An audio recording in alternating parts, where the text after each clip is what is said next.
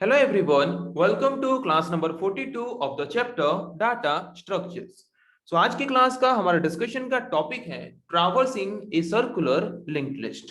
So last class में हमने discuss किया था कि एक सिंपल सर्कुलर लिंक्ड लिस्ट हम कैसे क्रिएट कर सकते हैं और वो कैसे माइनर डिफरेंस है, मतलब सिंगल लिंक्ड लिस्ट क्रिएट करने से उसका प्रोग्राम कैसे थोड़ा सा डिफरेंस है, उसके बारे में लास्ट क्लास में हमने देखा था. सिंगल लिंक लिस्ट हम जैसे क्रिएट करते हैं, सर्कुलर लिंक लिस्ट को भी हम वही सेम प्रोग्राम के थ्रू क्रिएट करेंगे. बस डिफरेंस थोड़ा सा ये है कि सिंगल लिंक लिस्ट में जो लास्ट नोड होता था, लास्ट नोड के लिंक सेक्शन को हम वैल्यू प्रोवाइड करते थे नल, बट सर्कुलर लिंक लिस्ट में हम लास्ट नोड के लिंक सेक्शन को वैल्यू क्या प्रोवाइड करेंगे, फर्स्ट नोड का एड्रेस. बस इतना ही डिफरेंस है और कुछ भी डिफरेंस नहीं है single link list and circular link list के बीच. ओके, आज के क्लास में हम देखेंगे कि हम एक सर्कुलर लिंक लिस्ट में जितने भी नोड्स हैं, हर एक नोड को कैसे ट्रैवर्स कर सकते हैं या फिर हर एक नोड को कैसे विजिट कर सकते हैं, उसके बारे में आज की क्लास में हम डिस्कस करेंगे. सो ट्रैवर्सिंग का मतलब क्या? Traversing a circular linked list means visiting each node of a circular linked list until the end node is reached. Traversing का मतलब क्या होता है कि उस पर्टिकुलर लिंक लिस्ट में जितने भी नोड्स हैं, सारे नोड्स को विजिट करना तब तक जब तक हम एंड नोड तक नहीं पहुंच जाते. ओके, तो अगर ये सिंगल लिंक लिस्ट होता या फिर डबल लिंक लिस्ट होता तो वहां पे हमारे जो लास्ट नोड है, लास्ट नोड का नेक्स्ट सेक्शन या फिर लिंक सेक्शन का वैल्यू हमारा क्या होता है, नल. तब हमें पता चल जाता है कि ये हमारा लिंक लिस्ट का लास्ट नोड है. बट सर्कुलर लिंक लिस्ट में हमारे लास्ट नोड का एड्रेस तो नल नहीं होता, तो यहाँ पे हमें पता कैसे चलेगा कि हम लास्ट नोड तक पहुंच चुके हैं? ओके, पता हमें तब चलेगा जब हमारे फर्स्ट नोड को जो पॉइंटर पॉइंट कर रहा है उसका एड्रेस लास्ट नोड को जो पॉइंटर पॉइंट कर रहा है उसके नेक्स्ट सेक्शन का एड्रेस के साथ जब सेम होगा. समझ आया कॉन्सेप्ट? हमारे फर्स्ट नोड को जो पॉइंटर पॉइंट कर रहा है उसका एड्रेस हमारे लास्ट नोड को जो पॉइंटर पॉइंट कर रहा है उसके लिंक सेक्शन का एड्रेस दोनों जब सेम होंगे तब हम कंफर्म हो जाएंगे कि हम हमारे सर्कुलर लिंक लिस्ट के लास्ट नोड में पहुंच चुके हैं. मतलब सिंपल टर्म में अगर बोलें, when head equals to tail link और when head equals to tail next. Okay, जब हेड पॉइंटर का वैल्यू टेल पॉइंटर जिस नोड को पॉइंट कर रहा है उसके नेक्स्ट सेक्शन के वैल्यू के साथ सेम होगा तब हम कंफर्म हो जाएंगे कि हम हमारे सर्कुलर लिंक लिस्ट के एंड नोड में पहुंच चुके हैं. ओके, तो चलिए देखते हैं इसके लिए प्रोग्राम क्या होने वाला है. तो ट्रैवर्सिंग करने से पहले हमें क्या करना पड़ता है, एक लिंक लिस्ट क्रिएट करना पड़ता है. और एक सिंपल सर्कुलर लिंक लिस्ट हम कैसे क्रिएट कर सकते हैं उसके बारे में लास्ट क्लास में ऑलरेडी हमने डिस्कस किया था. ओके, तो मैंने यहाँ पे एक फंक्शन लिया है प्रिंट डाटा फंक्शन, जिस फंक्शन को यूज करके हम क्या करने वाले हैं, जिस फंक्शन को यूज करके हम डाटा प्रिंट करने वाले हैं, मतलब टोटल पूरा लिंक लिस्ट को ट्रैवर्स करने वाले हैं. ओके, तो लास्ट क्लास में जैसे कि हमने डिस्कस किया था यहाँ तक कोड वही सेम है जिस कोड को यूज करके हमने क्या किया था, एक circular simple circular link list हमने क्रिएट किया था. Simple circular link list create करने के बाद वहां पे हमने दो पॉइंटर यूज किया था, एक पॉइंटर जो कि फर्स्ट नोड को पॉइंट कर रहा है और एक पॉइंटर जो कि हमारे लिंक लिस्ट के लास्ट नोड को पॉइंट कर रहा है. तो दोनों पॉइंटर को मैंने एज ए आर्ग्यूमेंट पास किया प्रिंट डाटा फंक्शन के पास जब मैंने उस फंक्शन को कॉल किया. ओके, तो दोनों पॉइंटर का वैल्यू यहाँ पे हमने पास किया.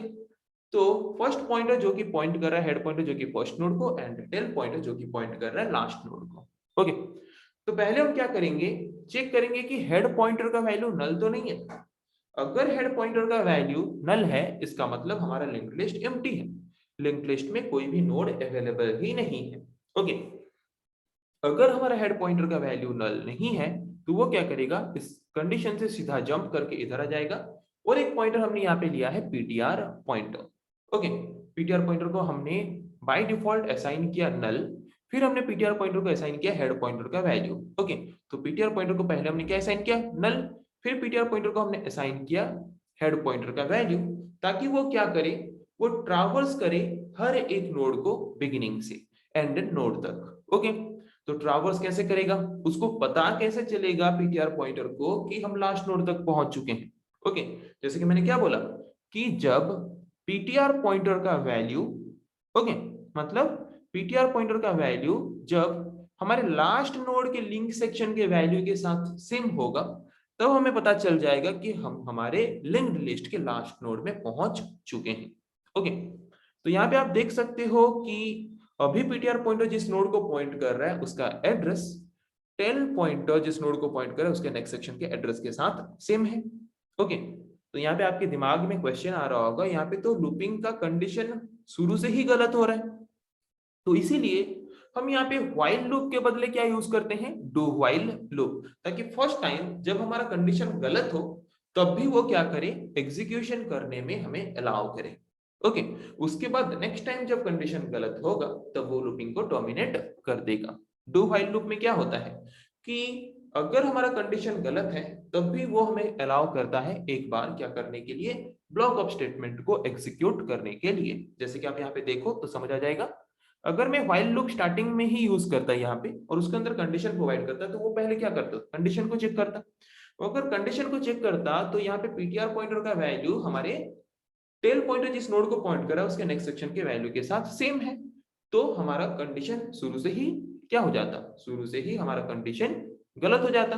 और शुरू से ही अगर कंडीशन गलत हो जाता तो हम लूपिंग के अंदर आ ही नहीं पाते।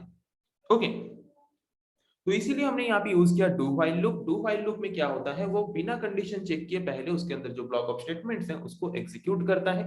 तो यहाँ पे ब्लॉक ऑफ स्टेटमेंट हमारा क्या है, printf %d ptr डाटा। सो ptr पॉइंटर जिस नोड को पॉइंट करे उसके डाटा को प्रिंट करेगा, तो प्रिंट किया 40, फिर अंदर आएगा अपडेट करेगा ptr पॉइंटर का वैल्यू ptr लिंक। ओके, सो ptr पॉइंटर जिस नोड को पॉइंट करा उसके लिंक सेक्शन का वैल्यू क्या है 2000, तो वो पॉइंट करेगा नेक्स्ट नोड 2000 को। अभी कंडीशन चेक करेगा, तो अभी हमारा पीटीआर का वैल्यू चेंज हो चुका है, अभी कंडीशन चेक करने से भी गलत नहीं होगा। चेक करते हैं कंडीशन क्या है, पीटीआर मतलब 2000 equals to tail link. Tail pointer जिस नोड को पॉइंट करे उसके लिंक सेक्शन में क्या है 1000, 2000 not equals to 1000, condition is true. फिर अंदर आएगा, फिर प्रिंट करेगा पीटीआर डाटा। डाटा क्या है 50, प्रिंट करने के बाद फिर क्या करेगा, पीटीआर पॉइंटर का वैल्यू अपडेट करेगा। पीटीआर लिंक क्या है लिंक सेक्शन में 3000, तो पॉइंट करेगा नेक्स्ट नोड को। फिर चेक करेगा ptr not equals to tail link 3000 not equals to 1000, condition is true.